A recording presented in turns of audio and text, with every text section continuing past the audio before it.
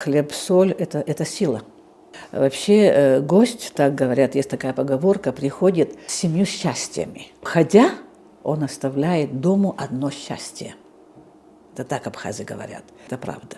Но гости бывают разные. Если гость подошел к воротам, он не зовет хозяина и не заходит, не открывает калитку, значит, он с плохой вестью. Это главное. Хозяин уже знает, что это плохая весть. Даже добро пожаловать не желает, только спрашивает, что, где. Хозяин спрашивает, а тот говорит, значит, что случилось, там погиб, умер. А когда гость приходит с хорошей вестью, просто погоститься, да, он зовет хозяина, он открывает калитку, радостным заходит, да, и хозяин его встречает с удовольствием. Если даже гость не хочет зайти, он его насильно тащит домой, чтобы с хлебом и солью его угостить.